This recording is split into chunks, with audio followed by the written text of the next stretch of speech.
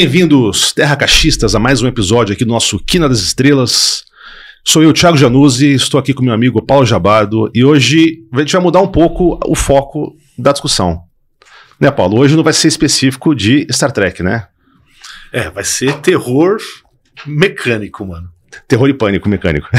E pânico também. Vamos lá, então qual é o tema de hoje, Paulo? Tem um nome, mas acho que é inteligência artificial na ficção científica e como ela afeta a gente hoje de alguma maneira, né? Acho que pode botar inteligência artificial e robôs em geral, né? Exatamente. Tá altamente relacionado, né? Acho que esse... A primeira coisa que a gente tem que estabelecer, quando a gente está falando aqui robô, androide, inteligência artificial, a gente está falando, a gente está considerando isso mais ou menos a mesma coisa. Né? A gente está mais preocupado com a mente do indivíduo do que com o seu corpo, tá? A outra coisa, quando a gente, novamente, acho que a gente já ficou, a gente tem falado bastante de vários assuntos, né, relacionados à inteligência artificial, e deixar bem claro que quando a gente está falando de inteligência artificial aqui, é inteligência artificial, tá? É IA mesmo, não é aquilo que o pessoal agora tá na moda, que você vai em qualquer livraria, tem Machine Learning, IA em Python ou algo parecido, tá? Que é uma questão interessante, qual que é a relação entre os dois, e será que o IA de verdade não é simplesmente aquilo mais complexo? Sim. Né? Isso a gente não sabe, né? Exatamente. Que a gente discutiu no episódio anterior sobre isso, né? Beleza. Então... Bom, eu pesquisando para o episódio, cara, eu achei uma coisa interessante, porque quando a gente pensa em robôs e inteligência artificial, a gente lembra muito do Asimov, né? Eu acho que é um dos primeiros... não sei se para todo mundo ou então, que vai... Essa acho que é uma boa colocação. Para o público em geral, ele vai pensar em Star Wars. Tá. Certo? Eu acho que assim, pouca coisa afetou a cultura popular mundial assim que nem Star Wars. Justo. E tá falando. Agora, quem tá mais na literatura não tem jeito. É Asimov, né? Asimov. E o Asimov tem dois extremos, né? Que eu acho que isso é bem interessante. Que o primeiro ele tem o livro dos robôs, a série Livro de Robôs, que é sobre robôs. Certo? E depois ele tem lá a Fundação, que é a ausência completa de robôs. No final da vida ele junta os dois, né, de algum jeito. Dá mais ou menos certo, é interessante, não sei até que ponto é bem sucedido. Sim. Né?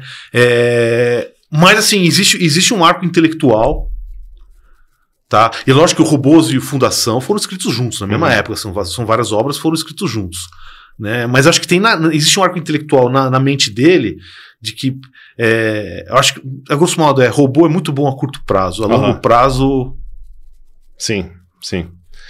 Mas é interessante isso, né? Porque o mais cedo que eu encontrei de literatura falando de robô, mas assim, já o que a gente poderia considerar uma inteligência artificial mecânica, é um livro, esse eu não conhecia, achei muito interessante, chama The Mexican Mystery. Não conheço. De 1888, né? E teve a continuação, Wreck of a World, de 89, né? Ou seja, deu um bom tempo. E é uma doideira, porque assim, é escrito por um tal de W. Grover, mas isso é um pen name, né? Esse cara só escreveu esses dois livros, né? Não tem nada mais além disso. E o livro passa em 1864, o imperador Maximiliano, no México, ordenou uma competição para construir uma locomotiva nova, né? E aí dois caras, né? Um engenheiro escocês e um mexicano, que ele é descendente direto de Montezuma, esse detalhe é importante para a história depois, eles criam um trem, uma locomotiva automatizada, que eles chamam de The Engine, que ela faz várias coisas sozinha. Ela se guia sozinha, ela alimenta a fornalha dela com madeira sozinha, né? Só que o que acontece? Na primeira demonstração lá, todo mundo, nossa, que incrível, acaba a madeira dela, ela tem uns braços mecânicos, ela começa a arrancar os postes de telégrafo para continuar se alimentando, né? Aí a história continua, só que no final das contas acontece isso, né? O trem adquire consciência e foge, né? Vai atrás disso. Aí começa a indicar que ele está não só destruindo a infraestrutura para se alimentar, mas ele começa a alimentar de humanos também, para sua fornalha, né? E aí tem toda uma emoção, uma comoção para caçar o trem, né? Aí tem uma batalha, que ele morre um monte de gente, aí o trem foge, né? Aí não se sabe se o trem morreu ou não, né? Aí na continuação, passa no futuro, em 1948, né? Que esse trem sobreviveu e ele conseguiu construir outros dele, ele se reproduziu, né? E eles conseguiram dar consciência para outras máquinas também, assim, e eles devastaram a América. A América está toda dominada por trens e outras máquinas pensantes que tem uma revolta entre elas. e mostra a narrativa dos humanos lá que sobraram fugindo do continente devastado pelas máquinas pensantes. Né? Pô, só lembrando que a gente fez um episódio sobre México já Sim. tem algum tempo atrás, né? E pra variar, o México é sempre foda, né? Mas esse autor é americano, tá? Mas a história inicial se passa no México. Mas o que eu acho interessante dessa história é que tem uns tropes desses que são muito utilizados, né? Que são as máquinas pensantes que tomam controle e devastam a humanidade ou escravizam a humanidade, né? Ou seja, esse livro é de 1888, né? Então, e aí você pega pro pessoal de hoje, né? O que a gente vai conhecer nessa mesma linha, que são talvez os mais famosos aí, fora o Star Wars, né? Que é Terminator, né? E o Matrix. Sim. De natureza diferente, mas essencialmente a mesma coisa, história, né? Exatamente. O problema, assim, que eu vejo isso me incomoda muito, essa questão da máquina conscientemente começar a querer destruir a humanidade, independente do motivo. Foi escravo. Tudo bem, a gente sabe que vai acontecer isso mesmo, e é o que a gente faz, né, cara? Né? Dá muito trabalho pra gente parar de fazer essas cagadas, tá? O problema é assim, porra, te pega o Matrix, do Matrix, né? É um computador, cara. Você não pode montar na Lua e usar energia solar, cara. Pois é. Né? Você não tá limitado aos elementos que a gente tem. Então cai fora, vai lá. Você tem o resto do universo pra você. Mas... Ou o fundo do mar, ou sei lá o quê, ou na Antártica. Eu não sei se eles pensam assim que de repente, como foram máquinas criadas pelos homens, eles têm alguma associação de sentimentos, ou essa parte do sentimento a gente pode trabalhar daqui a pouco, é interessante, ou uma conexão com o planeta que eles herdaram da gente, sabe? Não sei. A grande questão é que a gente quando a gente pensa em robô e quando a gente trabalha para fazer robôs no sentido do termo atual, né, o que a gente está fazendo, a gente está querendo criar fazer menos trabalho. Exatamente. Tá? É isso que a gente está querendo. Então a gente quer... Agora, aí o problema é o seguinte, né? A partir do momento que esse bicho tem consciência, e aí o que é ter consciência ou não ter consciência, né? Esse limiar é foda. Aí, se ele tem consciência, aí vira escravidão. Sim. Aliás, que bom que você entrou nesse termo de escravidão, porque eu acho que uma coisa que é interessante a gente falar é da onde veio esse termo do robô, né? Porque eu acho que o Asimov popularizou, mas quem começou a usar nesse sentido foi nesse livro, na verdade não é um livro, né? É uma peça de teatro do Karel Čapek, que é um escritor tcheco, sim. Que é o Hur, né? Que até, inclusive, tem essa edição maravilhosa aqui da Madreperla, que tem a transcrição da peça, é uma peça. Inclusive, pessoal, que tiver grupo de teatro aí, é uma peça interessante de se fazer, viu? E esse termo robot, em tcheco, aí quem souber tcheco que me avisa aí que eu não sei. Dá essa ideia de servo, né? Aquele que não é pago, né, para fazer um serviço, servo ou escravo. E no nome original desse livro, né, o nome do livro seria da peça, desculpa, Rossum's Universal Robots, em inglês. Só que esse termo Rossum, em inglês, em tcheco, desculpa, ele é muito parecido com Rozum, que é razão. Então, pelo visto, a ideia que dá, que a ideia do livro era um trocadilho, então seria tipo servos universais da razão, né? Mas o que seria a razão nesse sentido, né? Porque aqui é a mesma ideia, os robôs, e não são exatamente robôs, daqui a pouco eu falo sobre isso, eles foram criados para substituir o trabalho humano, né? Então ela passa também no futuro, né, no ano 2000, em que toda a indústria, todo o trabalho é feito por esses robôs, né? Então tem muito essa questão deles serem os servos da fábrica, né? Da eficiência, da razão, da racionalidade, né? Essa que é a grande pegadinha, né? Que o Čapek fez aqui, né? E vamos lá, mas falando mais sobre o Hur. Os robôs, eles não são robôs no sentido mecânico, né? Eles são mais parecidos com o do Blade Runner, né? Eles são humanos artificiais, né? A grande diferença é que eles não têm nenhum tipo de emoção, afeto, empatia, nada disso, né?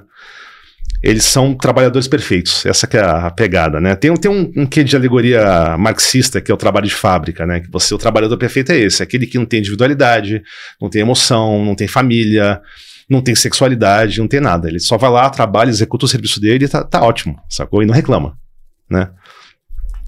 Só que o interessante é que na história, o criador desses robôs Ele não criou os robôs com esse objetivo. Na verdade, ele queria criar um humano artificial para provar ou desprovar a existência de Deus. Só que aí o sobrinho dele, que era um capitalista, pegou a ideia e transformou os robôs em servos, né? E a ideia, tem uma frase do livro que é interessante, né? Que ele fala que é assim: eu queria transformar toda a humanidade em uma aristocracia do mundo. Uma aristocracia alimentada por bilhões de escravos mecânicos, irrestrito, livre e consumado no homem, e talvez mais do que o homem, né? Ou seja, o robô seria o homem perfeito, né? O trabalhador perfeito, aquele que não reclama, não tem problemas. E aí, lógico, acaba que eles se revoltam, tudo, mas... Então, mas aí que entra uma questão, né?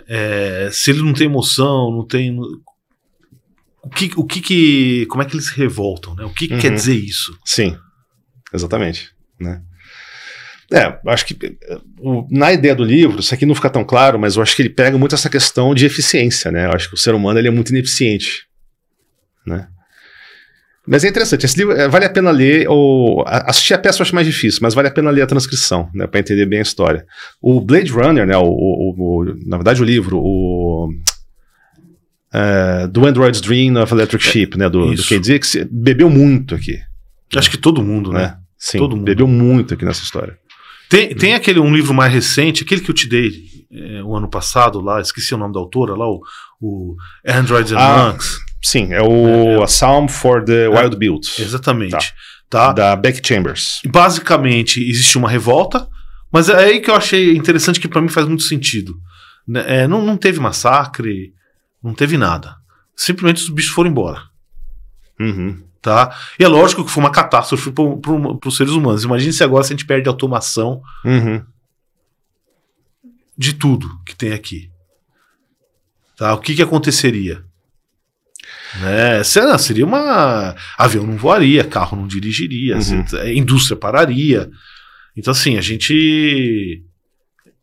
seria uma catástrofe. Mas não foi assim os robôs matando pessoas, né? Eles simplesmente falaram, deu pra gente, a gente tá indo pra floresta, vocês que se virem aí, né?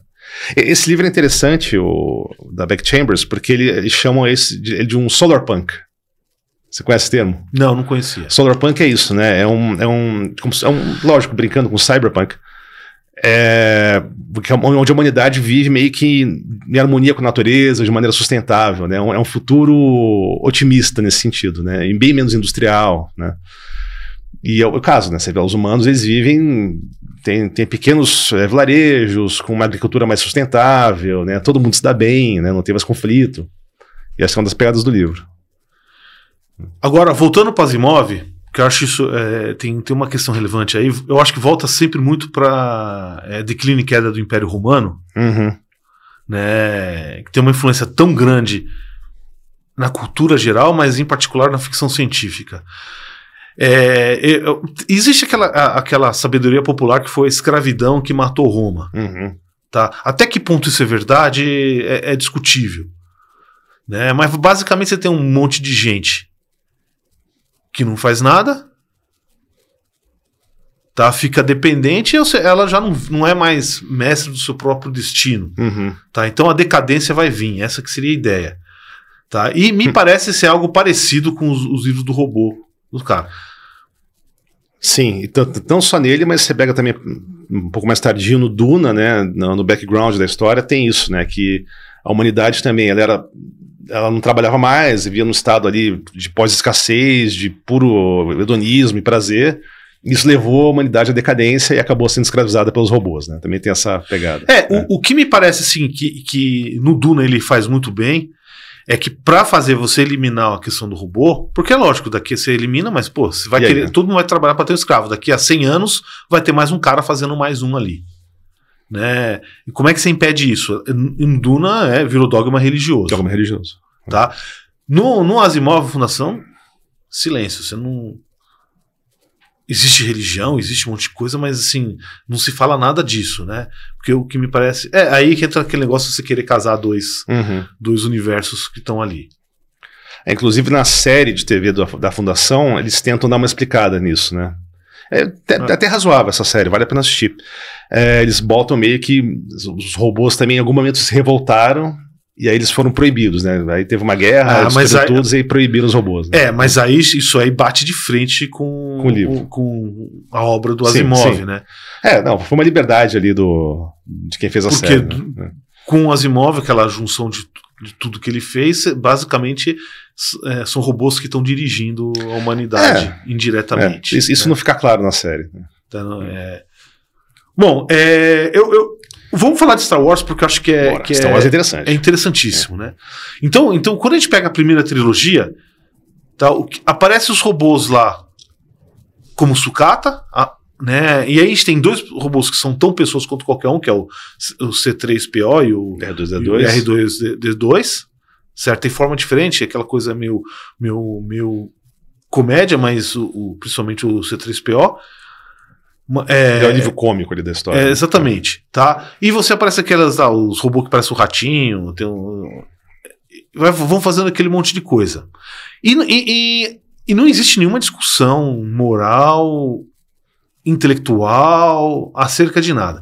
Chega nos prequels lá, no primeiro, os 3 filmes lá, que são anteriores, né?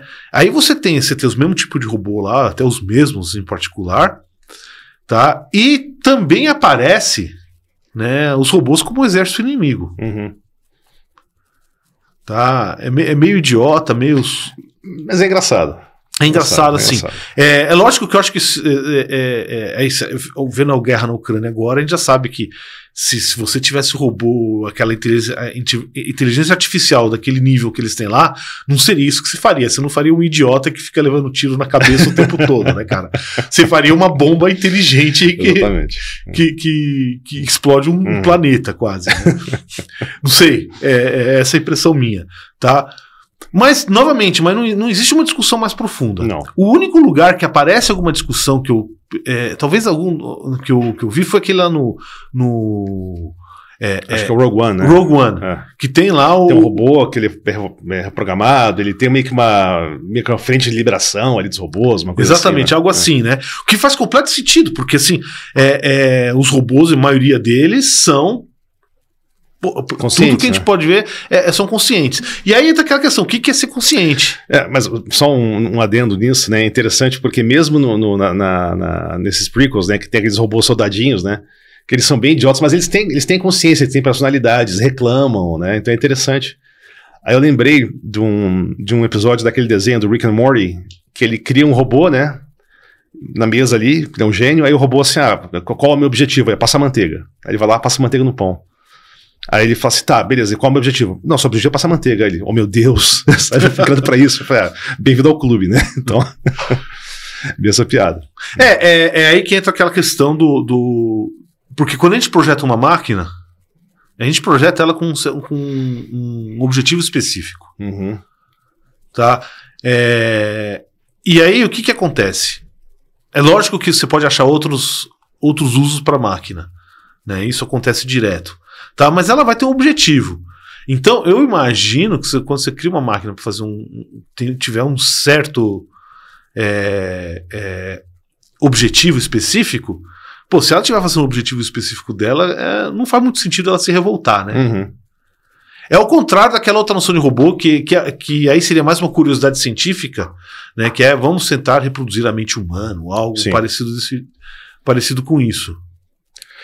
Mas o máximo aí que eu acho que dá pra pensar, assim, beleza, você criou uma máquina com um objetivo específico, mas só que eu acho que uma coisa que se associa muito a essa questão de automação é você criar esse robô general purpose, né, que pode ser usado para várias coisas, né, tipo uma Rosie lá dos Jetsons, bem que ela é inteligente de verdade, né. Mas a Rosie, ela é um robô, né, um C-3PO do Star Wars, né? Sim. Tá? É um R2-D2 que sabe falar, vai. Exatamente, né. Porque é interessante isso do Star Wars, porque você pega, por exemplo, o R2-D2 lá, que é um astromech, né, um robô que faz navegação das estrelas, mas em alguns momentos ele é usado meio que como bandejinha para botar copo lá no Jabba, né, então assim... Aí depois vira alívio cômico direto, né, ele tem uma ferramenta para tudo, tem foguete, porra, aí sei lá, né, mas... Sim. É alívio cômico.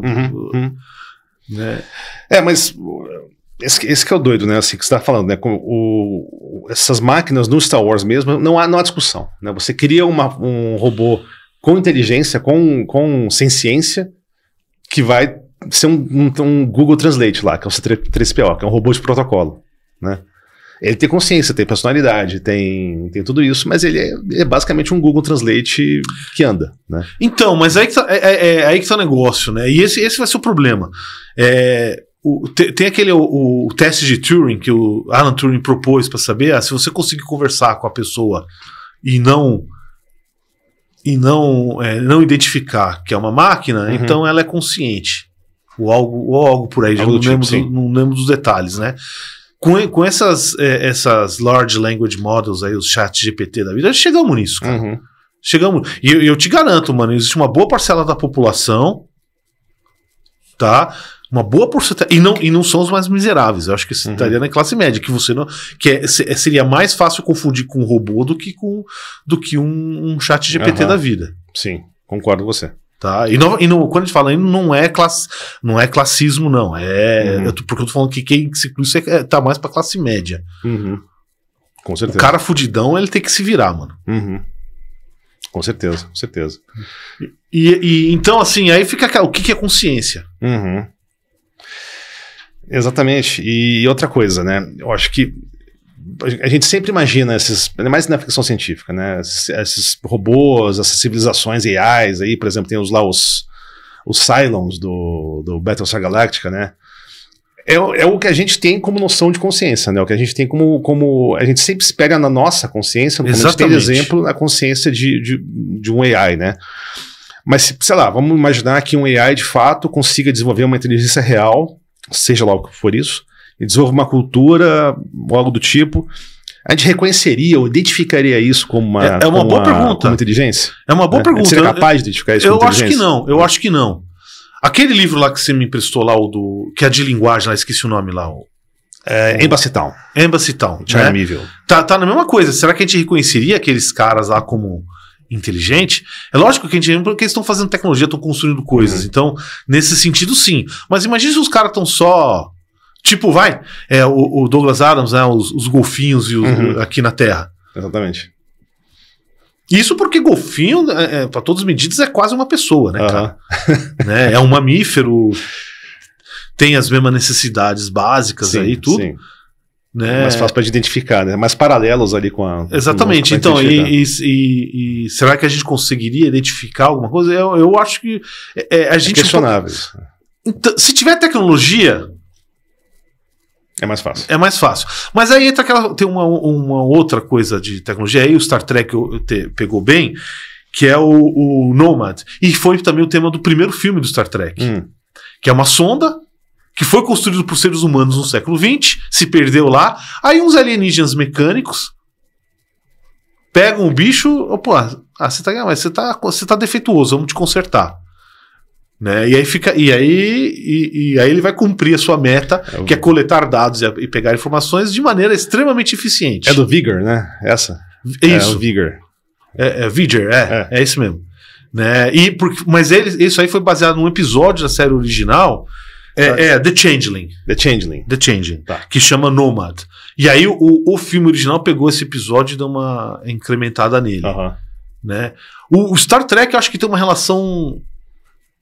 Interessante, cara. Principalmente a série original, com inteligência artificial. Porque você vê, a Federação não tem. Não tem. Né? E na maioria das vezes que se encontra é um desastre. Você tem muito esse caso aquele robô que era feito para ajudar as coisas, ele vira meio que controla o planeta... vira maligno e é tipo adorado como um deus pela população. Alguma coisa assim. Tem uns 3 ou 4 episódios assim, né? Isso repete várias vezes na série original. Tem um que é famoso, The Return of the Archons, né? E aí tem The Apple, que eles vão lá alimentando a caverna, não sei o quê. Né? O curioso é que geralmente, boa parte desses casos, o Kirk derrota eles com o jiu-jitsu mental, né? Argumentativo ali, né? Jiu-jitsu argumentativo, né? É uma visão que os caras tinham naquela época, né? Do computador. Tá? Ou seja, se ele não conseguir resposta, ele vai explodir, né? quem já mexeu com o computador já sabe, não. Ele só vai te encher o saco mesmo. Exatamente. Ele vai travar e... No máximo ele resolve com um tapa técnico ali, é isso aí, né? É isso aí. Tá? Mas tirando esses aí, existem algumas outras coisas que eu acho do Star Trek que eu achei muito interessante, né? Então tem um dos primeiros episódios que é o What Are Little Girls Made Of? Tem uma figura comédica, o Harry Mudd, tá? Ele aparece lá e tá tentando levar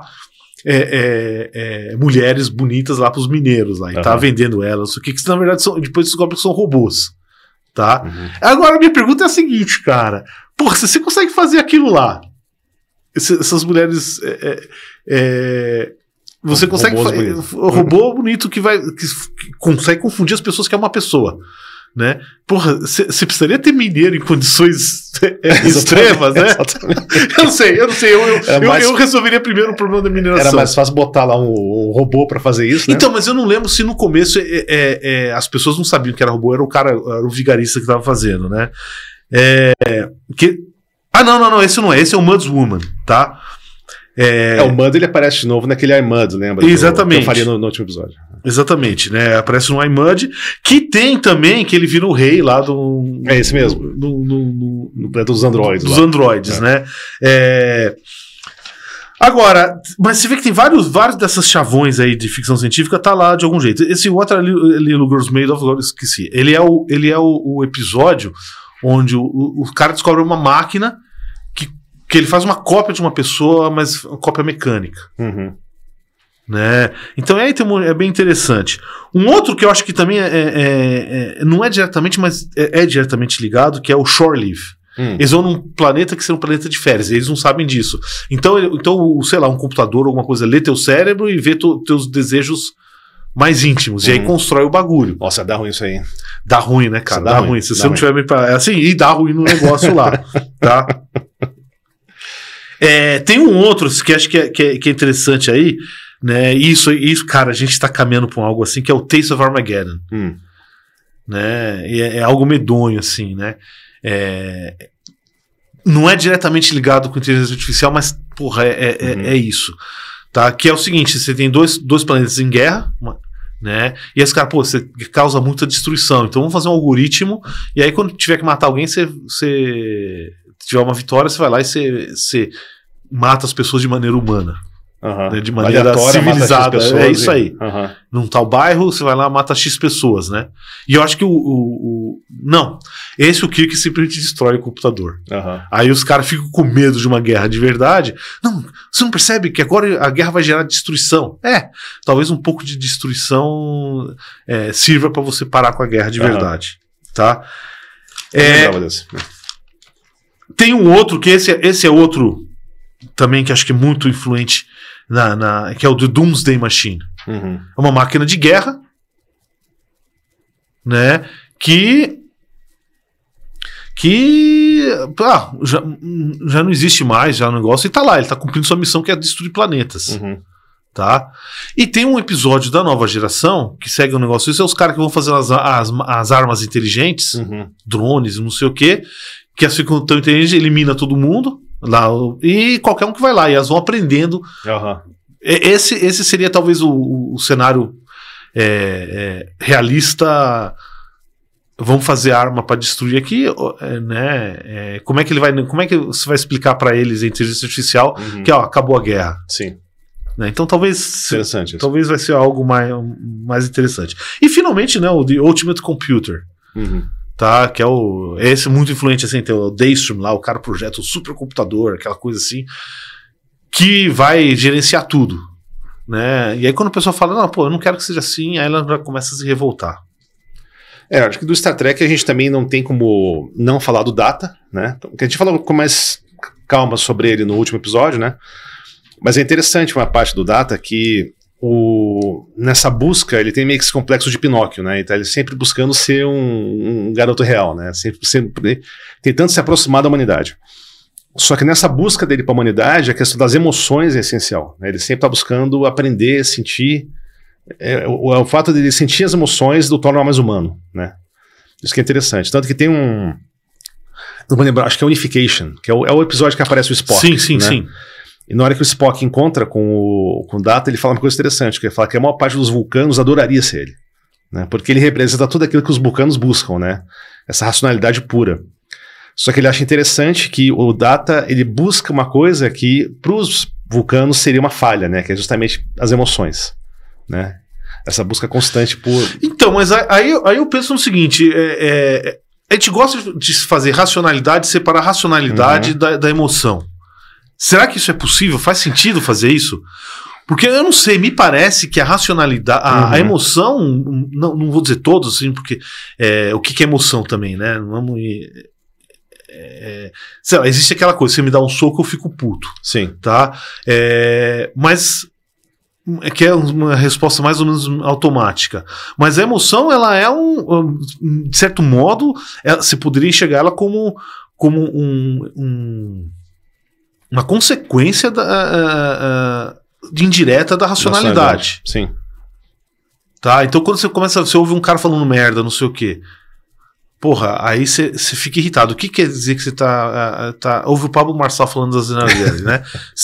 Aí você quer jogar uma cadeira no cara, algo assim. Você fica... Eu usaria algo mais pesado que uma cadeira, tá? Mas tudo bem. É o mais pontiagudo. Mas... com área cantos vivos, de preferência, né? Então, mas aí você pensa no seguinte, tá? O que aconteceu ali? Quer dizer, o cara fala uma asneira, você fala, mas isso aqui é um absurdo, não sei o quê. Né? E aí eu tenho que reagir. E aí forma um circuito de feedback e o cara perde o controle. Tá? Então por isso que eu acho emocional a racionalidade. Né? Então, pra mim os dois estão juntos. Não tem como separar. Tá? Mas isso é interessante, né? Porque você pega... É muito comum esse trope, né? Assim, o que diferencia o Android, o robô, do homem? O Data, por exemplo. O Data, ele é praticamente um ser humano, só que ele não tem emoção. Mais ou menos. Por exemplo, no Blade Runner, é a questão da empatia, né? Mas isso aqui é mais ou menos. Eu acho que até mesmo no Blade Runner eles questionam um pouco isso, sabe? Às vezes não tem empatia, só que você vê os replicantes, tá, como eles chamam, trabalhando juntos por um bem comum lá, que é a sobrevivência deles. Então, porque existe... talvez um psicopata, né, sei lá, uma definição é que ele não consegue enxergar o sofrimento dos outros, não tem empatia. Mas ele consegue emular a empatia. Empatia pode ser algo profundamente irracional. Exatamente. Né? Ou seja, então não é assim... Tá, aí entra a questão de emoção. Você sente o bagulho, ou seja, você tá sentindo dor, eu me sinto mal. É uma reação interna minha disso aí. Então... mas não é assim. Como é que você classificaria o humor, esse tipo de coisa? Eu realmente não sei. Nessa mesma linha, eu queria levantar um dos casos, também dos mais conhecidos, que é o 2001 Odisseia no Espaço. Boa, bem lembrado. Tá? A gente tem o HAL 9000, tá? Que teoricamente vira um assassino. Né? E o pessoal gosta que ele ficou louco. Não, o que aconteceu foi que ele foi programado para fazer uma coisa avançada, tá? E eu acho que está diretamente ligado nessa coisa que a gente está discutindo agora. Só que ele não sabia lidar com mentira. Então tinha inconsistências na hora. Aí o que acontece? Aí vai dar caca. E não teve, sei lá, evolução, né? Para criar mecanismos para lidar com isso. Que talvez essa seja a grande dificuldade. A gente sabe aqui, a gente estava discutindo um pouco aí antes, né? Como, por exemplo, sei lá, isso na velhice, a gente estava discutindo essa questão da velhice, que a mente vai perdendo, não sei o quê. E pequenos detalhes, sei lá, você pega uma gripe, a pessoa pega uma gripe e ferra totalmente. Então, o que isso quer dizer? Tá? É que, cara, o corpo humano e a mente é um sistema dinâmico extremamente complexo, onde pequenas influências podem dar grandes diferenças, né, que são imprevisíveis. Tá? E é lógico que a evolução, a partir da evolução e educação, né, você ensina as crianças a como reagir, não sei o quê, meio que controla aquilo. Tá. E aí a gente vê, né, por exemplo, todos esses negócios de chat GPT da vida aí, que os caras põem inteligência artificial na net e vira racista, vira não sei o quê. É lógico, se você tá treinando eles com o que tá na net, e o que tá na net é o que viraliza. O que viraliza é as maiores barbaridades. Só o churume. Só o churume. Como é que vai ensinar, sei lá, o cara se controlar, né? Exatamente, né? Como é que você bota um senso de moralidade nesse AI, né? Se você tá treinando com isso aí. Exatamente. E normalmente também seria, né, no que a gente conhece hoje, no máximo emulação disso, né? De uma moralidade. Né? Mas aí volta também o que a gente falou da outra vez, né? Mas então esses replicantes, esses robôs todos, eles estão emulando os sentimentos, né? Mas até que ponto a gente de fato não está emulando? Não, né? Assim, eu sou um cara materialista, certo? Novamente, não é, eu quero consumir. Não, também quero consumir, mas foda-se. A questão não é essa, né? Quando eu falo material, é um sentido filosófico, tá? Eu acho que o que tem aqui é material. E material é energia, esse tipo de coisa, tá? Então, o cérebro, eu não acredito que tenha nada além disso. Para mim, acho que até é absurdo. Para mim, o conceito mais irracional que tem é de alma. Coisa assim. Para mim, isso aí não faz sentido nenhum, tá? Mas assim, isso aqui é o que eu sou, tá? Então, teoricamente, isso poderia ser reproduzido de alguma maneira. Se a gente vai conseguir fazer algo assim, eu não sei. Eu te pergunto isso. Tá, eu não sei. Agora, aquela coisa, né? Quando a gente fala que o psicopata consegue ter empatia, ou demonstrar empatia, né? Até que ponto isso aí, se você fizer isso o suficiente, tá? E no nosso caso, o que aconteceu? Basicamente a gente somos animais sociais. Empatia ajuda no negócio. Então a evolução vai lá internalizando. Então vai ficando cada vez mais. Tá? Será que um processo desse, internalizando esse tipo de coisa, qual que seria a diferença? Só porque está numa parte não consciente do nosso cérebro? Exatamente. Acho que isso que é o X da questão. O X da questão, entendeu? Então, lógico, num negócio... não, é emulado. É emulado no sentido que está querendo ter o mesmo comportamento que uma pessoa. Tá? Então, se a gente for projetar para ter isso, vai ter isso. E se você emular... É aquela coisa, você põe um chip de emoção lá no bicho, né? Num data ou qualquer coisa. Enquanto tiver aquele chip, vai ter essa emulação. E ele não vai ter opção. É algo que, inclusive, que é explorado algumas vezes na série, vezes, né? Que é o chip de emoção. Mas isso é nos filmes. É nos filmes, né? Agora, o mais interessante que é uma pequena inconsistência, é que tem um outro ser, que é talvez um dos meus personagens favoritos de todo Star Trek, que é o Doutor. Sim. Tá? Sim. Ele é uma... Voyager. Voyager é um programa de computador que tem a projeção holográfica, vai saber o que é isso, né?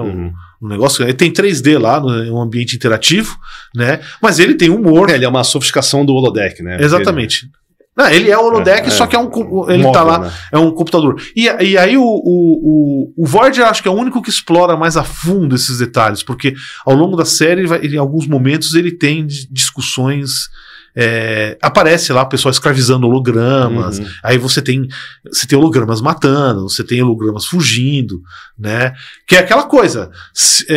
E o que interessa no final é como a pessoa vai reagir, como o indivíduo vai reagir. Porque como é que eu sei que você não é uma emulação, cara? Sim. É o solipsismo, né? Eu não consigo provar isso. Tá? Como é que eu sei que eu não sou? Eu sinto que eu não sou, também eu posso ser também, né? Num meta-universo eu sou um personagem de videogame mais sofisticado. Um videogame bem chato, né, cara? NPC de um jogo bem ruim. É um jogo daquele longo e chato, né, cara? Puta que pariu. E de baixo orçamento, principalmente.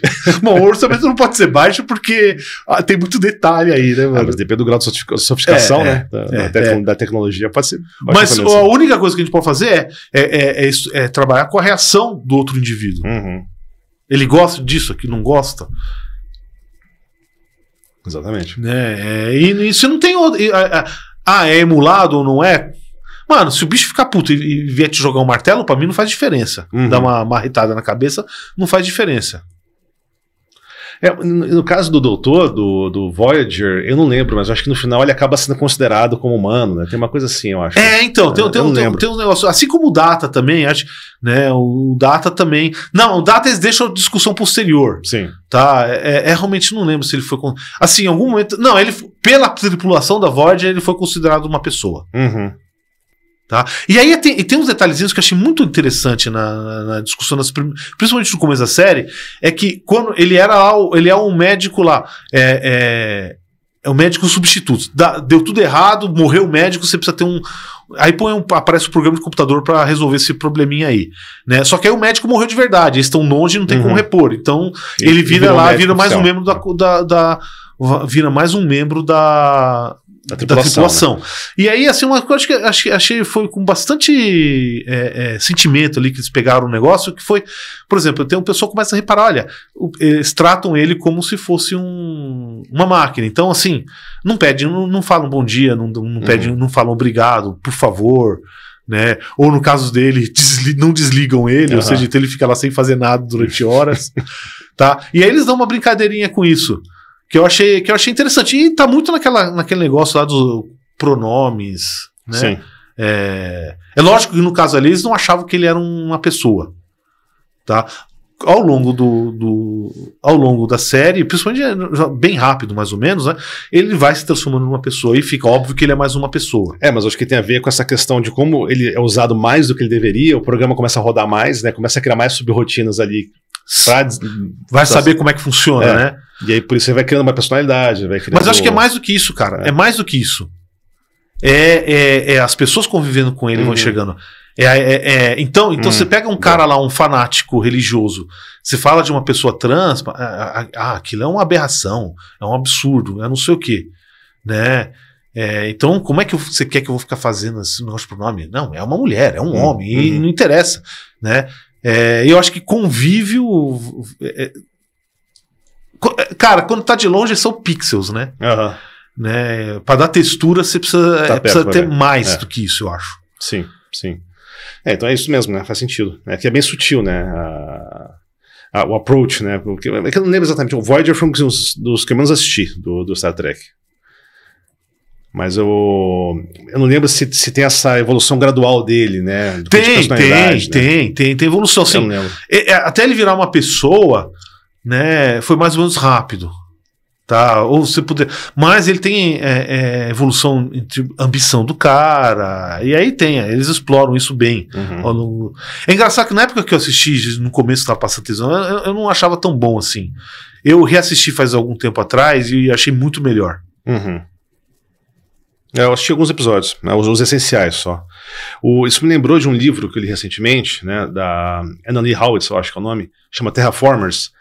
E lá tem essa questão de AI, você tem máquinas inteligentes com inteligência real, mas ele também mexe muito com a questão de uplifting, né? Você dá inteligência para animais, né? Mas ela vai longe nisso aí, tem animal ciborgue, inclusive, fica meio um pouco fora de controle.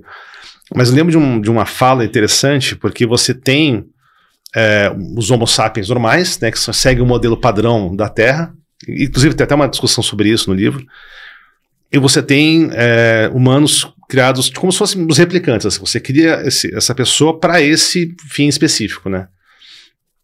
Não é a história. Só que algumas dessas pessoas, elas são propriedades da empresa que está terraformando o planeta, né? E um desses personagens, ele é um Homo sapiens tradicional, né? Esse de fato é a propriedade da empresa e tudo. E em algum momento do livro, tem dois personagens conversando, e um deles é um desses humanos geneticamente modificados, com outro personagem que é uma vaca, eu acho que é uma vaca inteligente, uma coisa assim. E elas convivendo com esse Homo sapiens, que não tem muitos ali, um modelo tradicional, elas acham, nossa, a gente convivendo com ele até que ele parece ser gente, né? Até que ele parece ser humano. Né? E ele é um modelo tradicional, né? Ele seria um Homo sapiens que a gente reconheceria como gente, né? Então é um livro interessante, ele falha um pouco algumas coisas, mas ele entra um pouco nessa discussão do que é ser humano, né? O que é ser gente, ser uma pessoa, né?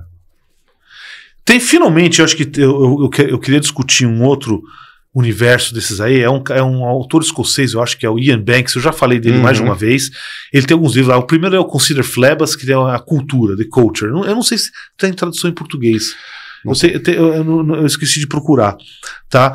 E ali o que acontece? Bom, a Terra é um planeta atrasado que já quando atinge a viagem interestelar já existe uma federação, uma coisa assim. E ali existem as máquinas sencientes, né? Existem vários alienígenas, estão lá e vivendo meio que numa utopia. Cada um faz o que quer, tá lá. Uma coisa que eu achei muito interessante é que a visão das máquinas. Algumas, assim, a maioria delas, não todas, mas são vastamente superiores e mais inteligentes do que o indivíduo humano, qualquer coisa assim. Então você tem, por exemplo, tem umas naves interestelares, a base é senciente, as naves são, né? E assim, elas estão sendo escravizadas. Não, esse aqui é meu trabalho, entendeu? Eu vou lá, se não estiver incomodando muito, fica aí, cara, não tem erro, né? Tá? Uma outra linha que eu achei muito interessante, tinha um seriado que chamava Stargate. E ele aparece com um lá que são os replicadores. Replicators. Tá? Basicamente, o que começou, que era um brinquedo de criança, que o objetivo era se replicar, né? E tomar formas o mais eficientes para se replicar. E aí eles vão tomando conta de tudo. Tá? O que é algo assim, se você parar a pensar assim, como algoritmo fundamental, né? Será que isso, a partir do momento que você começa a pegar certa complexidade, isso quebra ou esse princípio fundamental? Porque isso é algo que a gente poderia... Vou fazer uma impressora 3D inteligente que tenta se replicar, né? Eu esqueci o nome daquela ideia, né, de você mandar uma sonda relativamente inteligente que vai para explorar um sistema solar e ela se replica, né? Só que ela pode também fugir. Tem um nome isso agora. Bom, vou lembrar e vou colocar aqui embaixo o nome disso, que é esse conceito, né? Só que isso foge de controle, né? Então ela começa a transformar tudo em volta dela em cópia de si mesma. Sonda de von Neumann. Tá, acho que... E tem mais um outro conceito ali, que tem alguns... É um autor que eu gosto dele, um canadense, Robert Sawyer. Ele tem uma trilogia chamada WWW, Watch, Wake and Wonder, eu acho, né?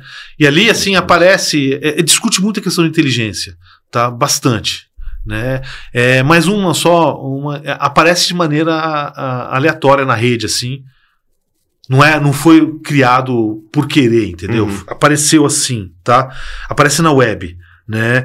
Que é muito parecido com o que aparece no sucessor lá do Ender's Game, do Orson Scott Card, que também aparece aquela inteligência que surge, né? Que surge, assim, né? Não é criada deliberadamente. Não é assim algo que foi sempre os processos que a gente faz, um efeito colateral, foi isso aí. Não sei se isso seria viável, né? Seria, não, seria viável. É lógico que é, porque estamos aqui, né? Sim. Então, de alguma maneira, com certeza é. Mas se a gente deixaria de crescer desse jeito, eu realmente não sei. Beleza. Bom, acho que é isso. Acho que conseguimos discutir bem esse assunto aí dos robôs do AI. Claro que não é exaustivo, né? Tem muita coisa que a gente poderia ir além, né? A gente pode fazer uma parte 2 em algum momento. Eu acho eu acho que a questão é escravidão. Né? É como a gente enxerga o outro. Quer dizer, quando os europeus chegaram na América, não enxergaram os índios, os nativos, como gente. E não enxergaram na África como gente. E a gente sabe a consequência desse desastre que foram os 400 anos aí, depois de 1500, ou sei lá, até antes. Né? Então, eu acho que é algo que a gente tem que sempre ter em mente. Perfeito. Então é isso, gente. Kenny Brown, camisetas, o link está aí embaixo. E dúvidas, sugestões, só entrar em contato com a gente. E é isso aí. Até mais. Valeu!